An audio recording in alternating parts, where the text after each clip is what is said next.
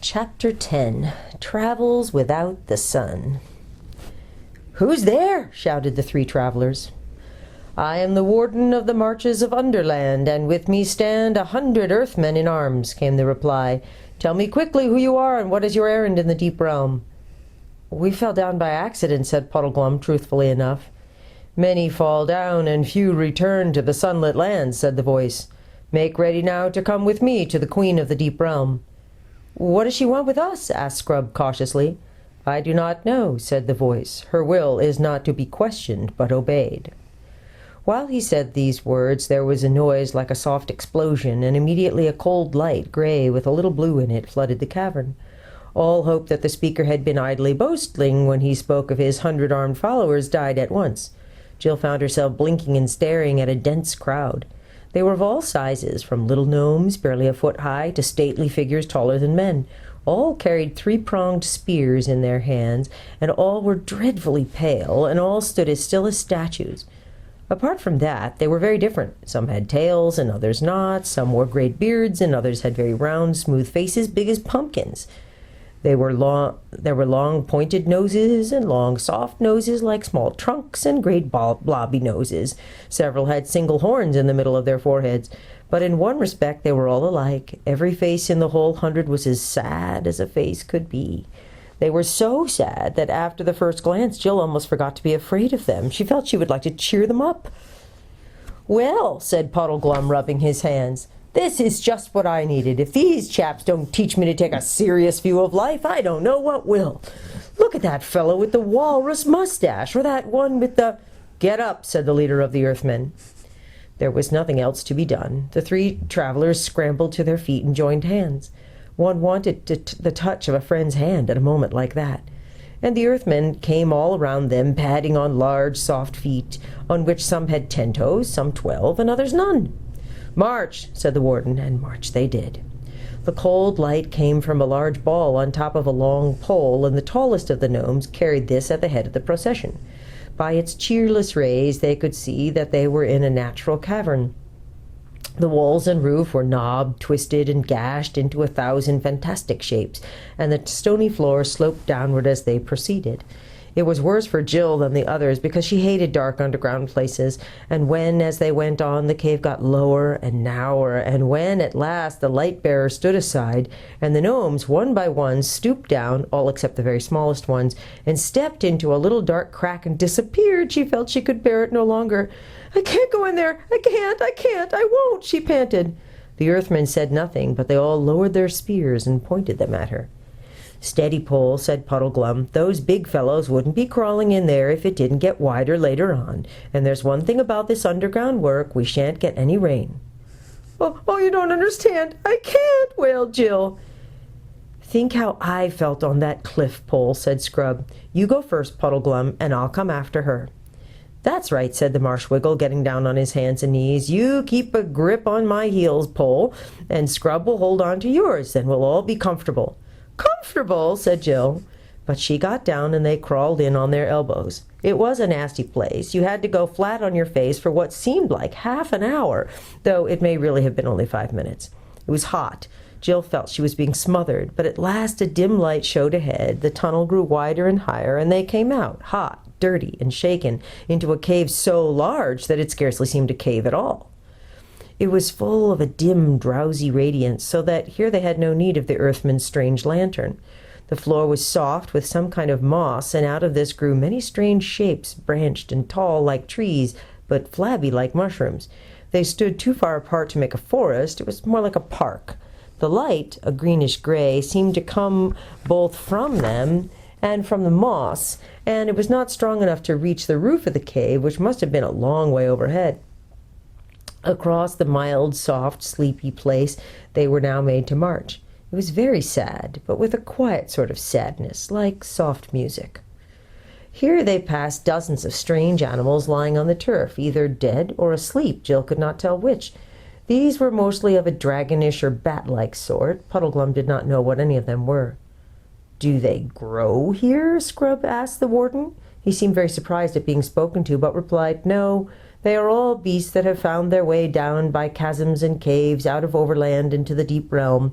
Many come down, and few return to the sunlit lands. It is said that they will all wake at the end of the world." His mouth shut like a box when he had said this, and in the great silence of that cave the children felt that they would not dare to speak again. The bare feet of the gnomes padding on the deep moss made no sound. There was no wind, there were no birds, there was no sound of water, there was no sound of breathing from the strange beasts. When they had walked for several miles, they came to a wall of rock, and in it a low archway leading into another cavern. It was not, however, so bad as the last entrance, and Jill could go through it without bending her head.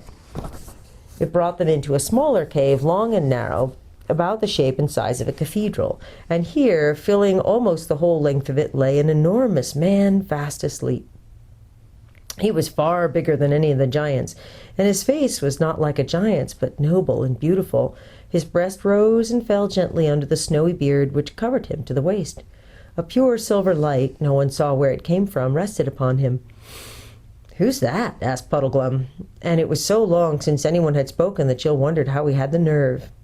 "That is old Father Time, who was once a king in Overland," said the warden, "and now he has sunk down into the deep realm and lies dreaming of all the things that are done in the upper world. Many sink down and few return to the sunlit lands. They say he will wake at the end of the world."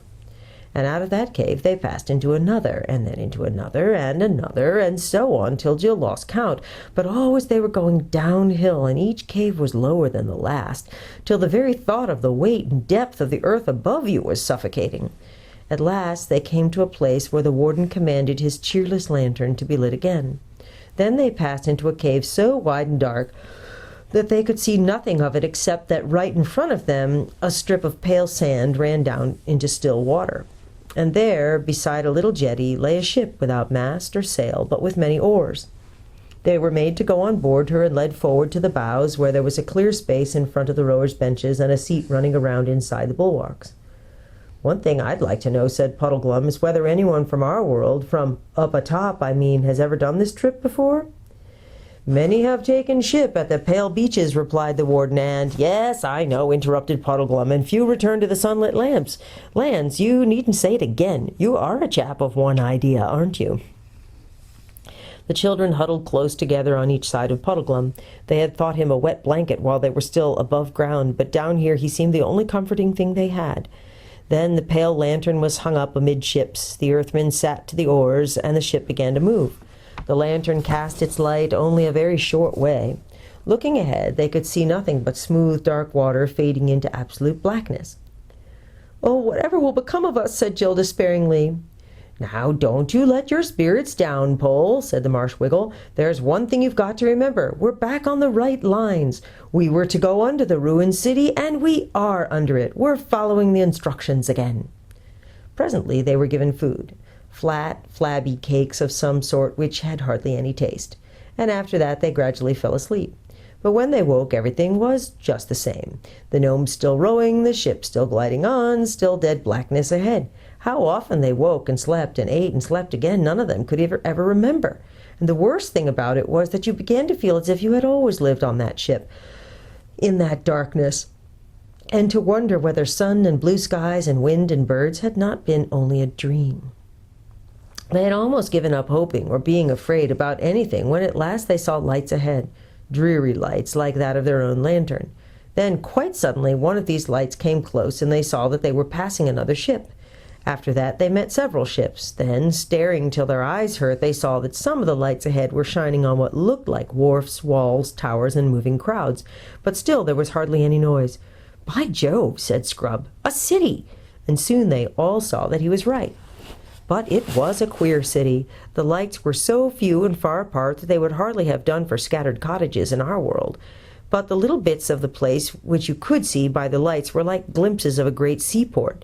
You could make out in one place a whole crowd of ships loading or unloading, in another bales of stuff and warehouses, in a third walls and pillars that suggested great palaces or temples, and always, wherever the light fell, endless crowds, hundreds of earthmen, jostling one another as they padded softly about their business in narrow streets, broad squares, or up great flights of steps.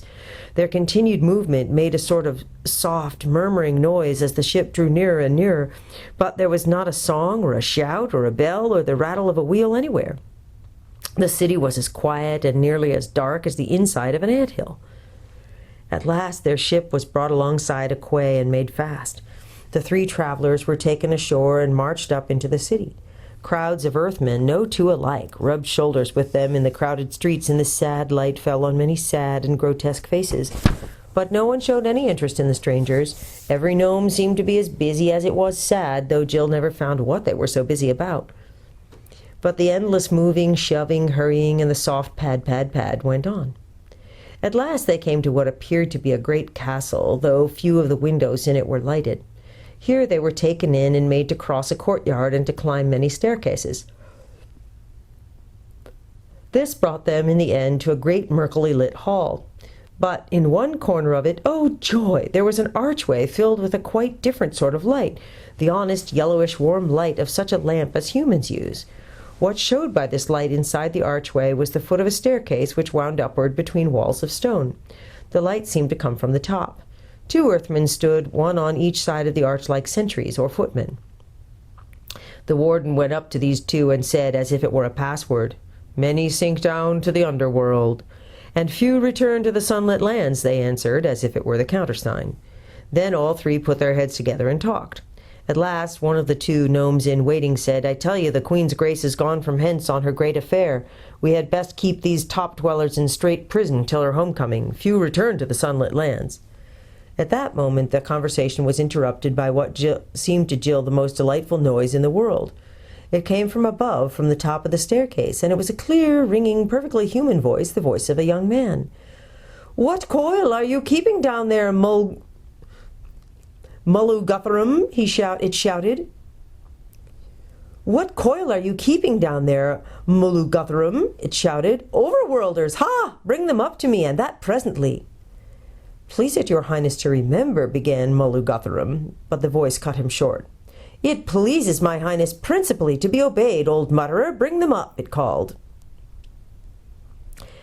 Mulluguthrum shook his head, motioned to the travelers to follow, and began going up the staircase. At every step the light increased. There were rich tapestries hanging on the walls. The lamplight shone golden through thin curtains at the staircase head. The earthmen parted the curtains and stood aside. The 3 passed in. They were in a beautiful room, richly tapestried, with a bright fire on a clean hearth, and red wine and cut glass sparkling on the table. A young man with fair hair rose to greet them. He was handsome and looked both bold and kind, though there was something about his face that didn't seem quite right. He was dressed in black and altogether looked a little bit like Hamlet. "Welcome, overworlders," he cried. "But stay a moment, I cry you mercy. I have seen you 2 fair children and this your strange governor before. Was it not you 3 that met me by the bridge on the borders of Ettinsmoor when I rode there by my lady's side?" "Oh, you were the Black Knight who never spoke," exclaimed Jill. "And was that lady the Queen of Underland?" asked Puddleglum in no very friendly voice. And Scrub, who was thinking the same, burst out, "Because if it was, I think she was jolly mean to send us off to a castle of giants who intended to eat us. What harm had we ever done her, I should like to know?" "How?" said the Black Knight with a frown. "If you were not so young a warrior boy, you and I must have fought to the death on this quarrel. I can hear no words against my lady's honor. But of this you may be assured, that whatever she said to you, she said of a good intent. You do not know her. She is a nosegay of all virtues, as truth, mercy, constancy, gentleness, courage, and the rest. I say what I know. Her kindness to me alone, who can in no way reward her, would make an admirable history. But you shall know and love her hereafter. Meanwhile, what is your errand in the deep lands?" And before Puddleglum could stop her, Jill blurted out, "Please, we're trying to find Prince Rilian of Narnia." And then she realized what a frightful risk she had taken. These people might be enemies, but the knight showed no interest. "Rilian? Narnia?" he said carelessly. "Narnia? What land is that? I have never heard the name. It must be 1,000 leagues from those parts of the overworld that I know. But it was a strange fantasy that brought you seeking this, how do you call him, billion, trillion, in my lady's realm? Indeed, to my certain knowledge, there is no such man here." He laughed very loudly at this, and Jill thought to herself, "I wonder, is that what's wrong with his face? Is he a bit silly?" "We've been told to look for a message on the stones we had been told to look for a message on the stones of the city ruinous," said Scrub, "and we saw the words, 'Under me.'" The knight laughed even more heartily than before. "You were the more deceived," he said. "Those words meant nothing to your purpose. Had you but asked my lady, she could have given you better counsel. For those words are all that is left of a longer script, which in ancient times, as she well remembers, expressed this verse: Though under earth and throneless now I be, yet while I lived all earth was under me. From which it is plain that some great king of the ancient giants who lives buried there caused this boast to be cut in the stone over his sepulchre, though the breaking up of some stones, and the carrying away of others for new buildings, and the filling up of the cuts with rubble, has left only 2 words that can still be read. Is it not the merriest jest in the world that you should have thought they were written to you? This was like cold water down the back to Scrub and Jill, for it seemed to them very likely that the words had nothing to do with their quest at all, and that they had been taken in by a mere accident. "Don't you mind him," said Puddleglum. "There are no accidents. Our guide is Aslan, and he was there when the giant king caused the letters to be cut, and he knew already all things that would come of them, including this." "This guide of yours must be a long liver, friend," said the knight with another of his laughs. Jill began to find them a little irritating. "And it seems to me, sir," answered Puddleglum, "that this lady of yours must be a long liver too, if she remembers the verse as it was when they first cut it." "Very shrewd, Frog-face," said the knight, clapping Puddleglum on the shoulder and laughing again, "and you have hit the truth. She is of divine race, and knows neither age nor death. I am the more thankful to her for all her infinite bounty to such a poor mortal wretch as I. For you must know, sirs, I am a man under most strange afflictions, and none but the Queen's grace would have had patience with me. Patience, said I, but it goes far beyond that. She has promised me a great kingdom in Overland, and when I am king, her own most gracious hand in marriage. But the tale is too long for you to hear fasting and standing. Hi there, some of you, bring wine and Upweller's food for my guests. Please you, be seated, gentlemen. Little maiden, sit in this chair, and you shall hear it all." Chapter 11. In the Dark Castle. When the meal, which was pigeon pie, cold ham, salad, and cakes, had been brought, and all had drawn their chairs up to the table and begun, the knight continued. "You must understand, friends, that I know nothing of who I was and whence I came into this dark world. I remember no time when I was not dwelling, as now, at the court of this all but heavenly queen. But my thought is that she saved me from some evil enchantment, and brought me hither of her exceeding bounty. Honest Frogfoot, your cup is empty, suffer me to refill it. And this seems to me the likelier, because even now I am bound by a spell, from which my lady alone can free me. Every night there comes an hour when my mind is most horribly changed, and after my mind, my body. For first I become furious and wild, and would rush upon my dearest friends to kill them if I were not bound. And soon after that I turn into the likeness of a great serpent, hungry, fierce, and deadly. Sir, be pleased to take another breast of pigeon, I entreat you. So they tell me, and they certainly speak truth, for my lady says the same. I myself know nothing of it, for when my hour is past, I awake forgetful of all that vile fit, and in my proper shape and sound mind, saving that I am somewhat wearied. Little lady, eat one of these honey cakes, which are brought for me from some barbarous land in the far south of the world. Now the Queen's Majesty knows by her art that I shall be freed from this enchantment when once she has made me king of a land in the overworld, and set its crown upon my head. The land is already chosen, and the very place of our breaking out. Her earthmen have worked day and night digging away beneath it, and have now gone so far and so high that they tunnel not a score of feet beneath the very grass the updwellers of that country walk. It will be very soon now that those uplanders' fate will come upon them. She herself is at the diggings tonight, and I expect a message to go to her. Then the thin roof of earth which still keeps me from my kingdom will be broken through, and with her to guide me and 1,000 earthmen at my back, I shall ride forth in arms, fall suddenly on our enemies, slay their chief man, cast down their strong places, and doubtless be their crowned king within 24 hours. It's a bit of rough luck on them, isn't it? Said Scrub. Thou art a lad of wondrous quick-working wit, exclaimed the knight, for on my honour I had never thought of it so before. I see your meaning. He looked slightly, very slightly troubled for a moment or two, but his face soon cleared, and he broke out with another of his loud laughs. "But fie on gravity! Is it not the most comical and ridiculous thing in the world to think of them all going about their business, and never dreaming that under their peaceful fields and floors, only a fathom down, there is a great army ready to break out upon them like a fountain, and they never to have suspected? Why, they themselves, when once the first smart of their defeat is over, can hardly choose but laugh at the thought." "I don't think it's funny at all," said Jill. "I think he'll be a wicked tyrant." "What?" said the knight, still laughing and patting her head in quite an infuriating fashion. "Is our little maid a deep politician? But never fear, sweetheart. In ruling that land, I shall do all by the counsel of my lady, who will be then my queen too. Her word shall be my law, even as my word will be law to the people we have conquered." "Where I come from," said Jill, who was disliking him more every minute, "they don't think much of men who are bossed about by their wives." "Shalt think otherwise when thou hast a man of thine own, I warrant you," said the knight, apparently thinking this very funny. "But with my lady it is another matter. I am well content to live by her word, who has already saved me from 1,000 dangers. No mother has taken pains more tenderly for her child than the Queen's Grace has for me. Why, look you, amid all her cares and business, she rideth out with me in the overworld many a time and oft to accustom my eyes to the sunlight. And then I must go fully armed and with visor down, so that no man may see my face, and I must speak to no one. For she hath found out by art magical that this would hinder my deliverance from the grievous enchantment I lie under. Is not that a lady worth of a man's whole worship?"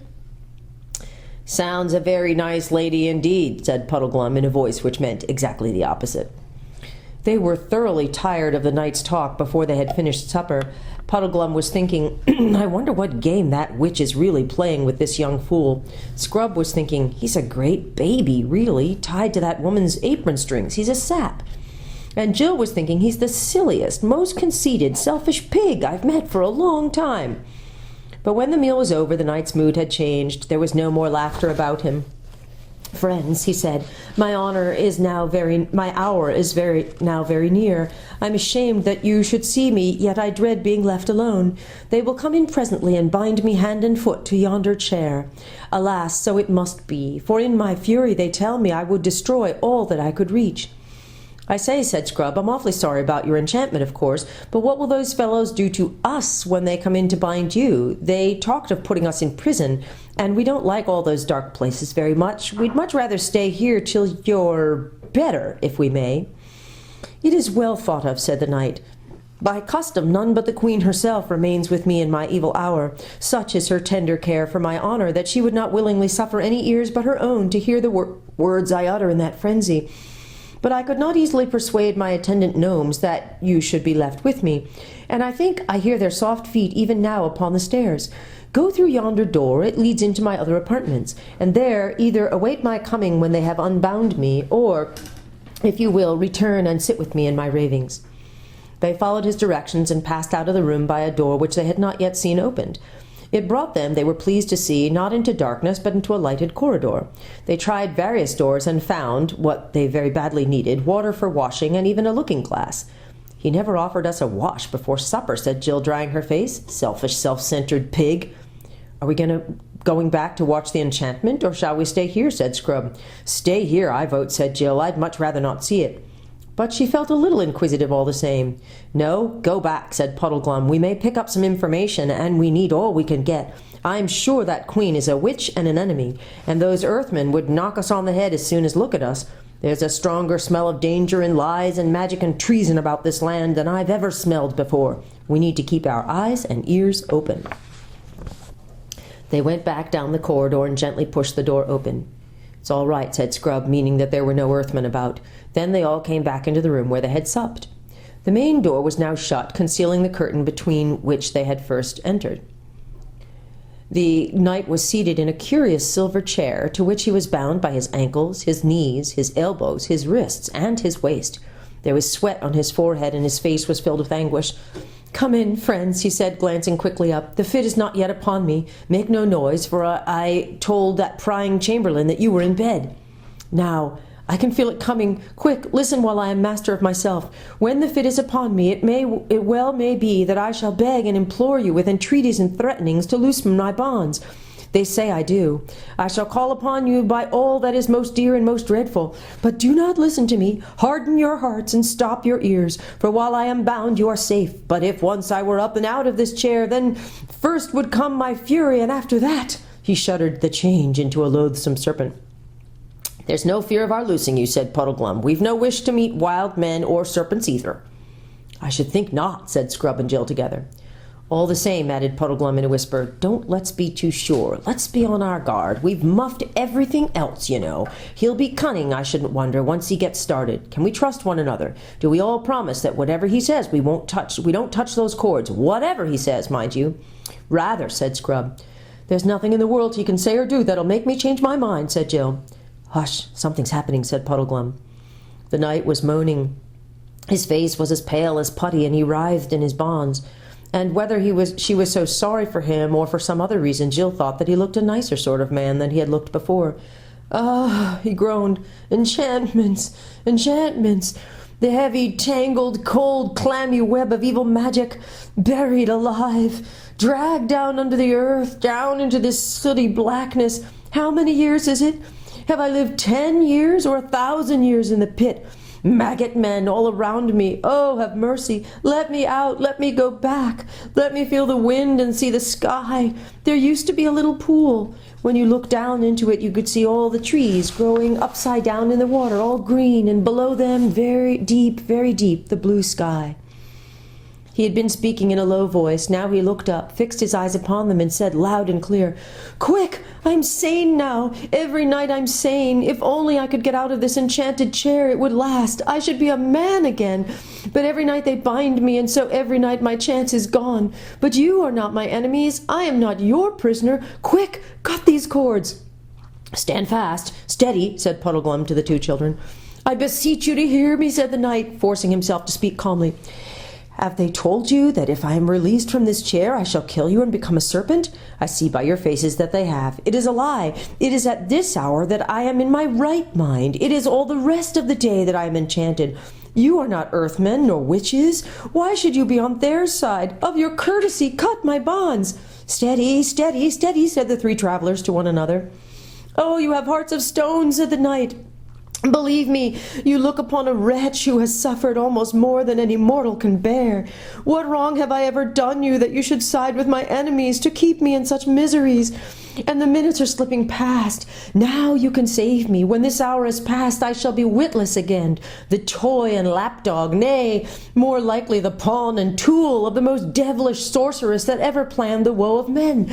And this night of all nights, when she is away, you take from me a chance that may never come again." "This is dreadful. I do wish we'd stayed away till it was over," said Jill. "Steady," said Puddleglum. The prisoner's voice was now rising to a shriek. "Let me go, I say. Give me my sword, my sword. Once I am free, I shall take such revenge on earthmen that Underland will talk of it for 1,000 years. "Now the frenzy is beginning," said Scrub. "I hope those knots are all right." "Yes," said Puddleglum. "He'd have twice his natural strength if he got free now. And I'm not clever with my sword. He'd get us both, I shouldn't wonder, and then Pole on her own would be left to tackle the snake." The prisoner was now so straining at his bonds that they cut into his wrists and ankles. "Beware," he said. "Beware. One night I did break them, but the witch was there that time. You will not have her to help you tonight. Free me now, and I am your friend. I'm your mortal enemy else." "Cousin cunning, isn't he?" said Puddleglum. "Once and for all," said the prisoner, "I adjure you to set me free. By all fears and all loves, by the bright skies of Overland, by the great lion, by Aslan himself, I charge you." said the three travelers, as though they had been hurt. "It's the sign," said Puddleglum. "It was the words of the sign," said Scrub more cautiously. "Oh, what are we to do?" said Jill. It was a dreadful question. What had been the use of promising one another that they would not on any account set the knight free, if they were now to do so the first time he happened to call upon a name they really cared about? On the other hand, what had been the use of learning the signs if they weren't going to obey them? Yet could Aslan have really meant them to unbind anyone, even a lunatic, who asked it in his name? Could it be a mere accident? Or how if the queen of the underworld knew all about the signs and made the knight learn this name simply in order to entrap them? But then, supposing this was the real sign, they had muffed 3 already. They daren't muff the 4th. "Oh, if only we knew," said Jill. "I think we do know," said Puddleglum. "Do you mean you think everything will come right if we do untie him?" said Scrub.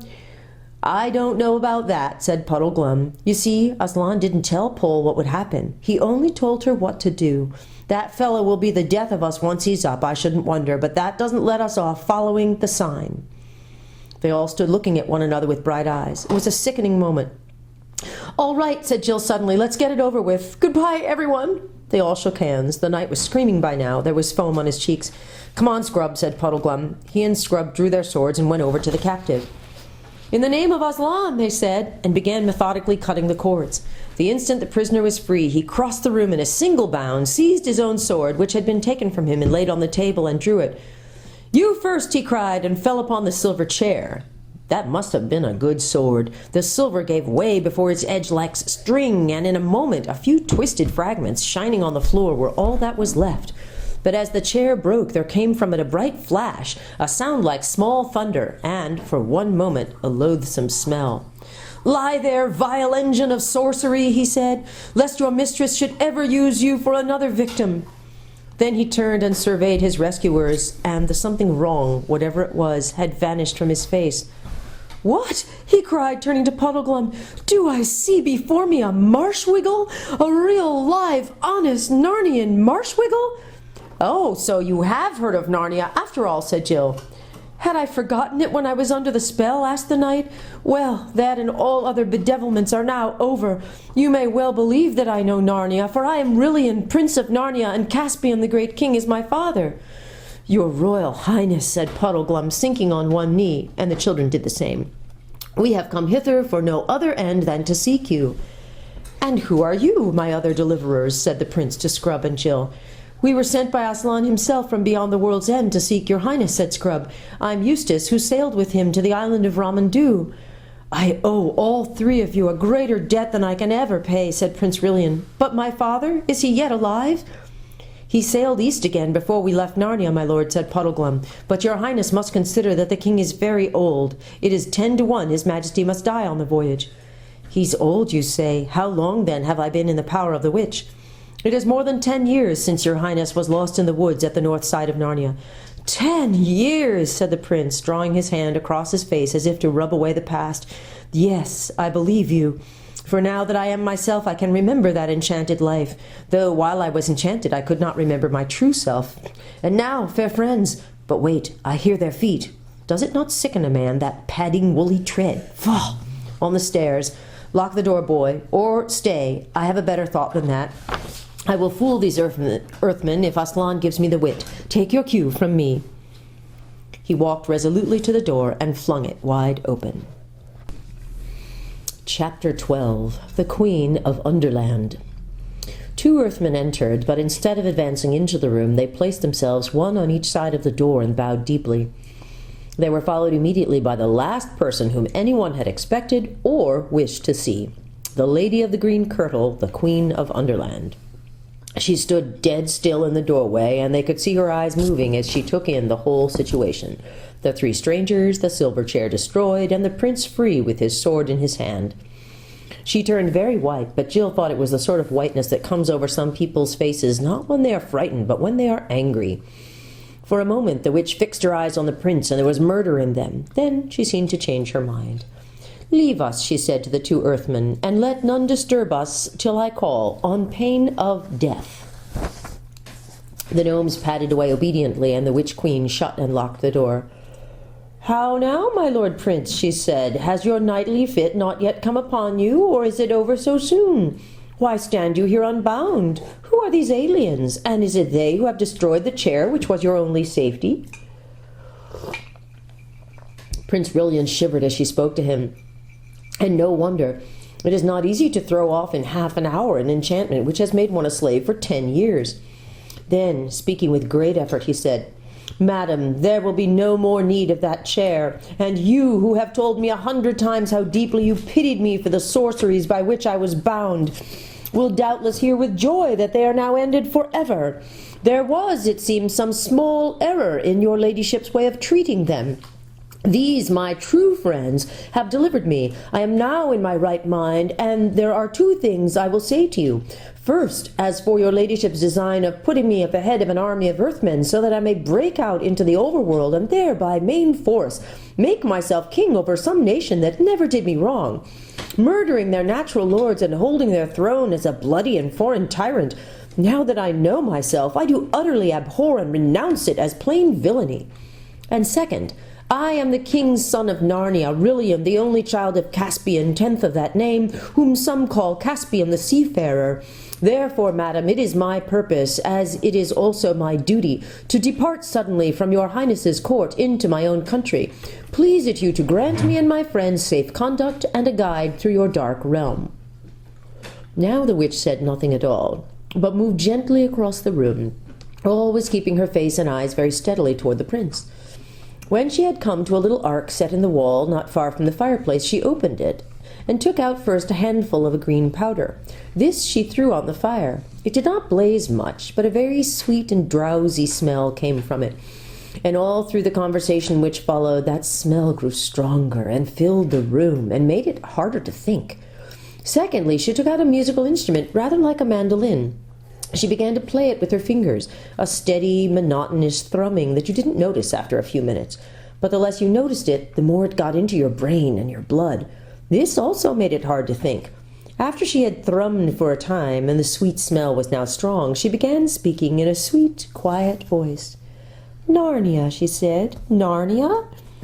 I have often heard your lordship utter that name in your ravings. Dear prince, you are very sick. There is no land called Narnia." "Yes, there is, though, ma'am," said Puddleglum. "You see, I happen to have lived there all my life." "Indeed," said the witch. "Tell me, I pray you, where that country is." "Up there," said Puddleglum stoutly, pointing overhead. I don't know exactly where." "How?" said the queen with a kind, soft, musical laugh. "Is there a country up among the stones and mortar on the roof?" "No," said Puddleglum, struggling a little to get his breath. "It's in Overworld." "And what or where, pray, is this, how do you call it, Overworld?" "Oh, don't be so silly," said Scrub, who was fighting hard against the enchantment of the sweet smell and the thrumming. "As if you didn't know. It's up above, up where you can see the sky and the sun and the stars. Why, you've been there yourself. We met you there." "I cry you mercy, little brother," laughed the witch. You couldn't have heard a lovelier laugh. "I have no memory of that meeting. But we often meet our friends in strange places when we dream, and unless all dreamed alike, you must not ask them to remember it." "Madam," said the prince sternly, "I have already told your grace that I am the king's son of Narnia." "And shalt be, dear friend," said the witch in a soothing voice, as if she was humoring a child, "shalt be king of many imagined lands in thy fancies." "We've been there too," snapped Jill. She was very angry because she could feel enchantment getting hold of her every moment, but of course the very fact that she could still feel it showed that it had not yet fully worked. "And thou art queen of Narnia too, I doubt not, pretty one," said the witch in the same coaxing, half-mocking tone. "I'm nothing of the sort," said Jill, stamping her foot. "We come from another world." "Why, this is a prettier game than the other," said the witch. "Tell us, little maid, where is this other world? What ships and chariots go between it and ours?" Of course, a lot of things darted into Jill's head at once. Experiment house, Adela Pennyfather, her own home, radio sets, cinemas, cars, airplanes, ration books, queues. But they seemed dim and far away. Thrum, thrum, thrum went the strings of the witch's instrument. Jill couldn't remember the names of the things in our world, and this time it didn't come into her head that she was being enchanted, for now the magic was in its full strength. And, of course, the more enchanted you get, the more you feel that you are not enchanted at all. She found herself saying, and at the moment it was a relief to say, "No, I suppose that other world must be all a dream." "Yes, it is all a dream," said the witch, always thrumming. "Yes, all a dream," said Jill. "There never was such a world," said the witch. "No," said Jill and Scrub, "never was such a world." "There never was any world but mine," said the witch. "There never was any world but yours," said they. Puddleglum was still fighting hard. I don't know rightly what you all mean by a world, he said, talking like a man who hasn't enough air. But you can play that fiddle till your fingers drop off, and still you won't make me forget Narnia and the whole overworld, too. We'll never see it again, I shouldn't wonder. You may have blotted it out and turned it dark like this, for all I know. Nothing more likely, but I know I was there once. I've seen the sky full of stars. I've seen the sun coming up out of the sea of a morning and sinking behind the mountains at night, and I've seen him up in the midday sky when I couldn't look at him for brightness. Puddleglum's words had a very rousing effect. The other three all breathed again and looked at one another like people newly awaked. "Why, there it is," cried the prince, "of course. The blessing of Aslan upon this honest Marshwiggle. We have all been dreaming these last few minutes. How could we have forgotten it? Of course, we've all seen the sun." "By Jove, so we have," said Scrub. "Good for you, Puddleglum. You're the only one of us with any sense, I do believe."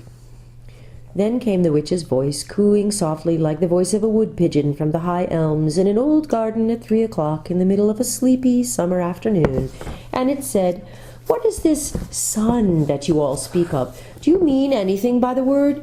"Yes, we jolly well do," said Scrub. "Can you tell me what it's like?" asked the witch. Thrum, thrum, thrum went the strings. "Please, your grace," said the prince very coldly and politely, "you see that lamp? It is round and yellow, and gives light to the whole room, and hangeth moreover from the roof. Now that thing which we call the sun is like the lamp, only far greater and brighter. It giveth light to the whole overworld, and hangeth in the sky." "Hangeth from what, my lord?" asked the witch, and then, while they were all still thinking how to answer her, she added, with another of her soft silver laughs, "You see, when you try to think out clearly what this sun must be, you cannot tell me. You can only tell me it is like the lamp. Your sun is a dream, and there is nothing in that dream that was not copied from the lamp. The lamp is the real thing. The sun is but a tale, a children's story." "Yes, I see now," said Jill in a heavy, hopeless tone. "It must be so."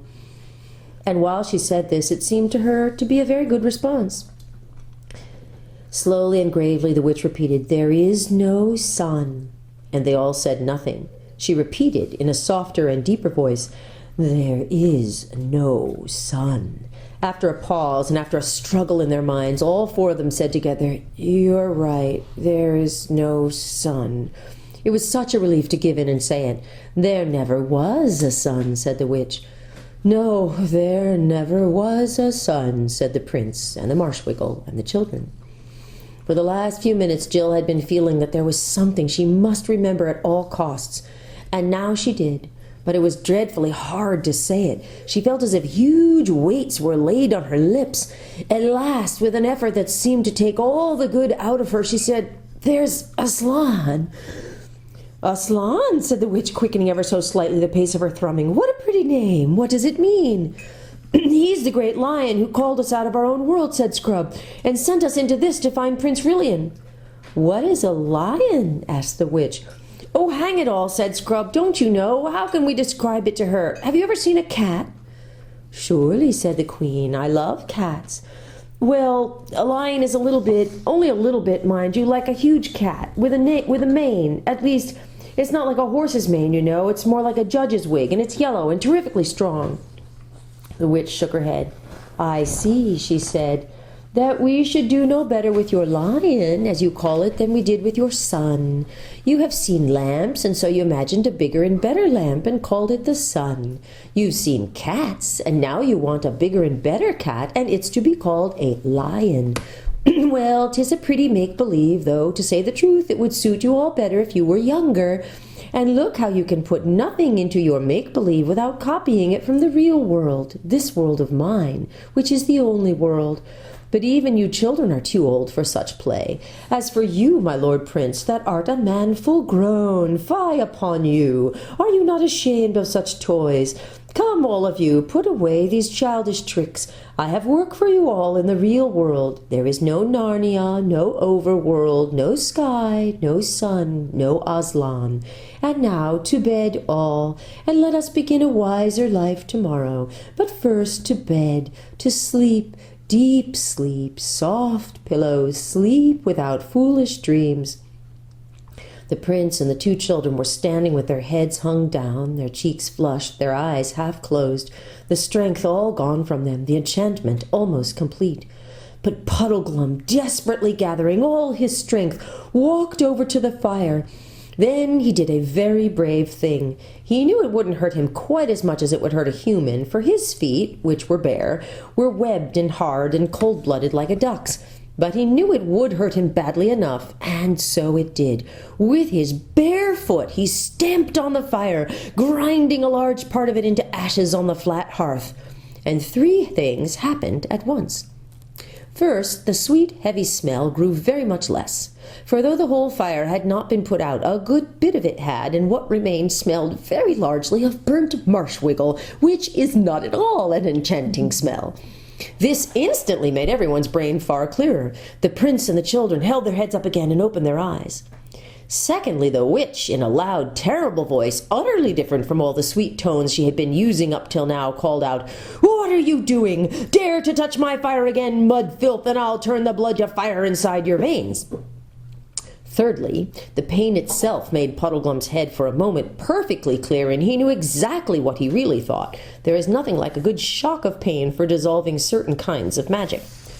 "One word, ma'am," he said, coming back from the fire limping because of the pain. "One word. All you've been saying is quite right. I shouldn't wonder. I'm a chap who always liked to know the worst and then put the best face I can on it. So I won't deny any of what you said. But there's one thing more to be said, even so. Suppose we have only dreamed or made up all those things, trees and grass and sun and moon and stars and Aslan himself. Suppose we have. Then all I can say is that in that case, the made-up things seem a good deal more important than the real ones. Suppose this black pit of yours is the only world. Well, it strikes me as a pretty poor one. And that's a funny thing when you come to think of it. We're just babies making up a game, if you're right. But four babies playing a game can make a play world which licks your real world hollow. That's why I'm going to stand by the play world. I'm on Aslan's side, even if there isn't any Aslan deleted. I'm going to live as like a Narnian as I can, even if there isn't any Narnia. So thanking you kindly for our supper, if these two gentlemen and the young lady are ready, we're leaving your court at once and setting out in the dark to spend our lives looking for Overland.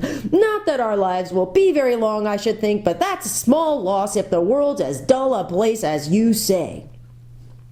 "Oh, hurrah! Good old Puddleglum!" cried Scrub and Jill. But the prince shouted suddenly, "Where? Look to the witch!" When they did, their hair nearly stood on end. The instrument dropped from her hands. Her arms appeared to be fastened to her sides, her legs were intertwined with each other, and her feet had disappeared. The long green train of her skirt thickened and grew solid, and seemed to be all one piece with the writhing green pillar of her interlocked legs. And that writhing green pillar was curving and swaying as if it had no joints, or else were all joints. Her head was thrown far back, and while her nose grew longer and longer, every other part of her face seemed to disappear except her eyes. Huge flaming eyes they were now, without brows or lashes. All this takes time to write down. It happened so quickly that there was only just time to see it. Long before there was time to do anything, the change was complete.